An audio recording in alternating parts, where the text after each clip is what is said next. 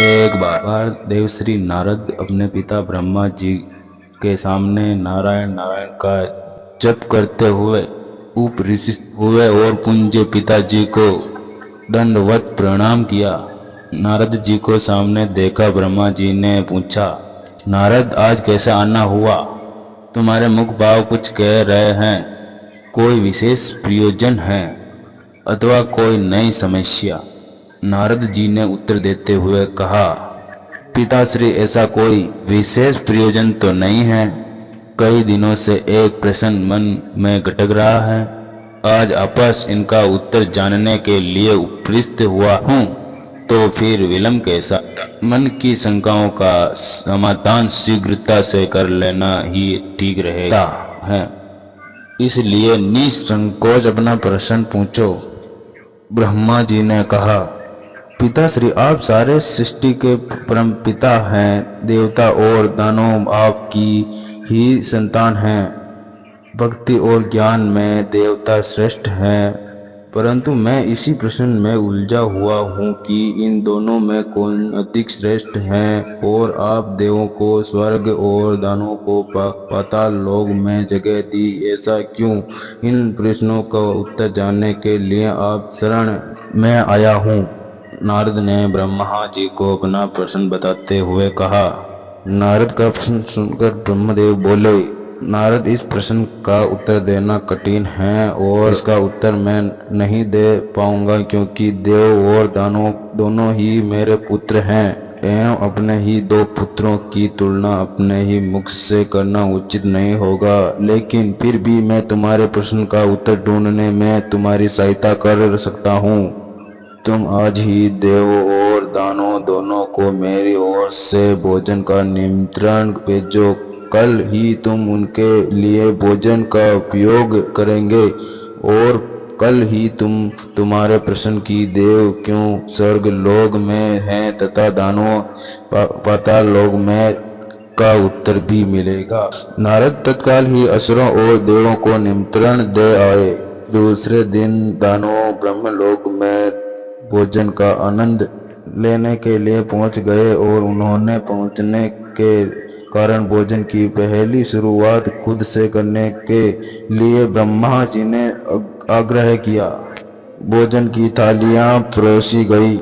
दानव भोजन करने के लिए बैठे। वह भोजन शुरू करने वाले ही थे कि ब्रह्मा जी के हाथ में कुछ लकड़ियों को लेकर उनके समक्ष उपस्थित हुए हैं। उन्होंने कहा, आज के भोजन की एक छोटी सी शर्त है। मैं यहाँ उपस्थित हर एक अतिथि के दोनों हाथ में इस प्रकार लकड़ी बांधूंगा कि वो कोहनी से मुड़ नहीं पाए और इसी रिश्ते में सभी भोजन करना होगा। कुछ देर बाद सभी असुरों के साथ में लकड़ियां बंध चुकी थीं।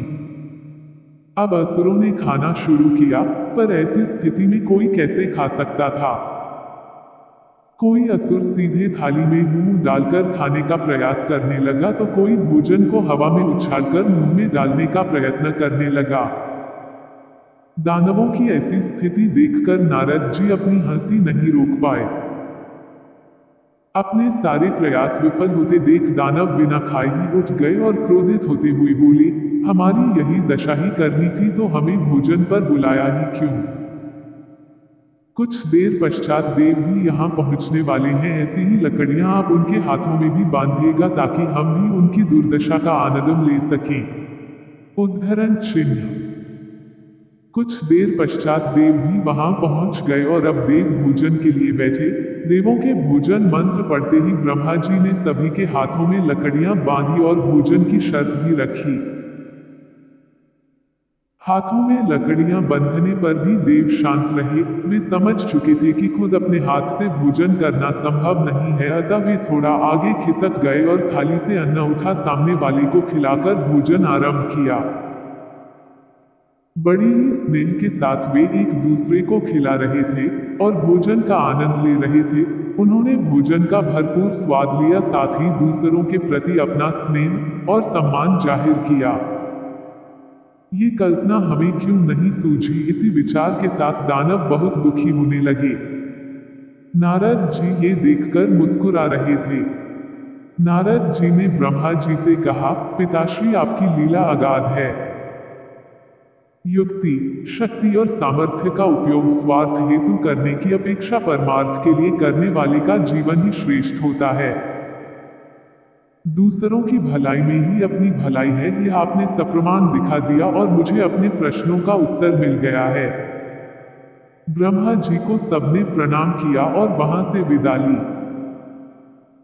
मित्रों, हमें यह जीवन सिर्फ अपने ही स्वार्थ के लिए नहीं मिला है। यदि हम इसका उपयोग परोपकार के कार्यों के लिए करते हैं तो निश्चित रूप से हमें इसी जीवन में स्वर्ग की प्राप्ति होगी। यदि हम दूसरों को प्यार और स्नेह देंगे तो बदले में हमें भी वही मिलेगा।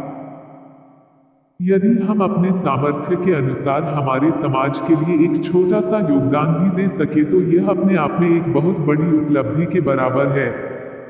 बंद करो।